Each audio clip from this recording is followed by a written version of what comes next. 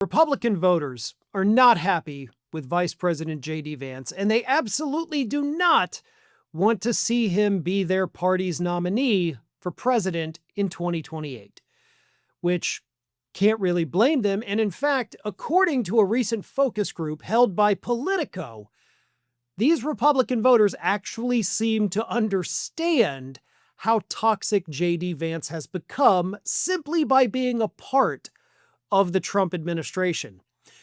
This toxicity is not something that is going to wash off easily either. In fact, it has the potential to effectively end JD Vance's very young political career before he can take it to the next level. More in just a moment, but first, a word from today's video sponsor. Let me pause for a second because this actually helps you cut through a lot of the corporate media nonsense we deal with every day. One of the biggest problems with political media isn't just bias. It's that the same stories get framed completely differently depending on who owns the outlet and what narrative they're pushing.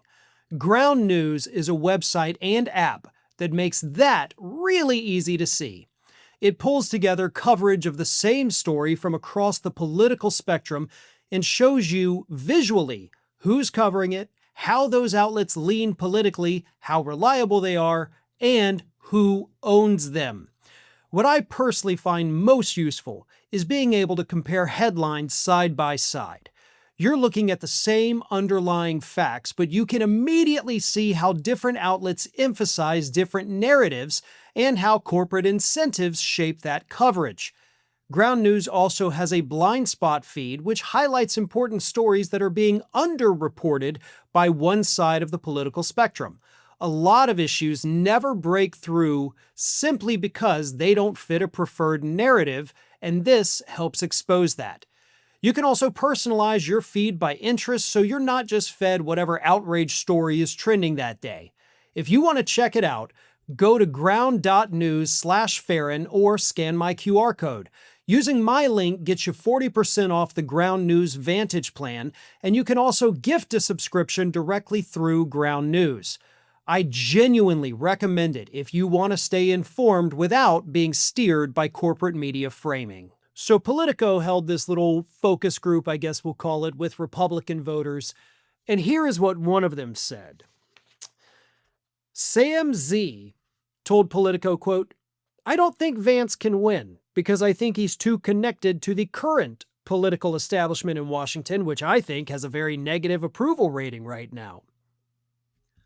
Okay, first of all, Sam, you don't have to think that the administration has a very negative approval rating right now, because they do, in fact, have a very negative approval rating right now.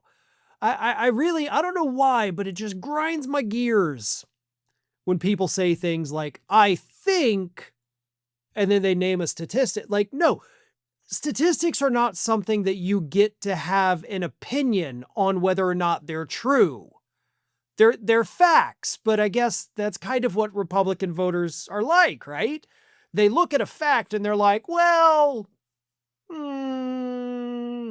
sure, or most of the time, no. Like, you don't get to have an opinion on whether or not a fact is a fact. And it drives me crazy, but that's how Republican voters are. But Sam Z continues. If you look at what he was about in 2018, 2019, 2020, and you look at what he's about now, it's very, very different. Somebody younger running an office would be awesome. So that's the one thing I wouldn't mind for Vance. But overall, I just think he can't win. I think he's kind of flip-flopped on a lot of issues. All right, you're right about the rest of it. Yes, JD Vance is an opportunist. He thought being anti-Trump all the way back in 2016 would get him far. It didn't. Realized, hey, wait, if I get on the bandwagon, I can actually further my career. So he did, and he did. That's what Vance is. He has no real beliefs of his own. And that's kind of what he's trying to get at, but didn't quite make it that far. But then you had another Republican voter, Alexander M., who said, "I feel like it's just time for someone new, especially for the Republican Party." Time for someone new. JD Vance is about as new to politics as you can get. I think a lot of people forget that. Like, JD Vance didn't sit waiting in the wings for decades before he became the vice president. He was in his first term in his first office, folks. Like, it's not a guy that's really just been around the block and knows how things work. He's as fresh as humanly possible, and he's only been at the national level for a year.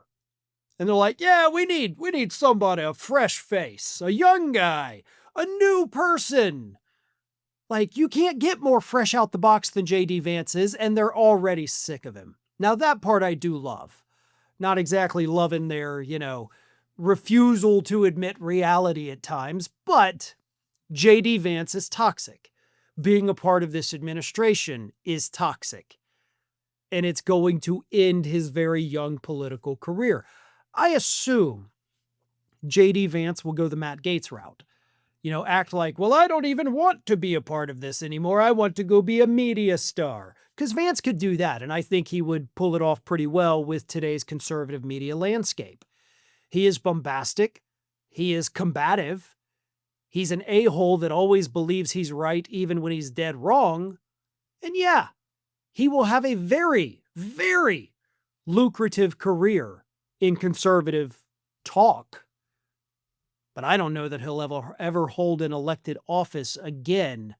And that's based on what Republicans themselves are telling us after just 1 year of him as vice president. Thanks for watching, and if you are not already subscribed to the channel, please do so, and do not forget to like and comment and share widely among your friends.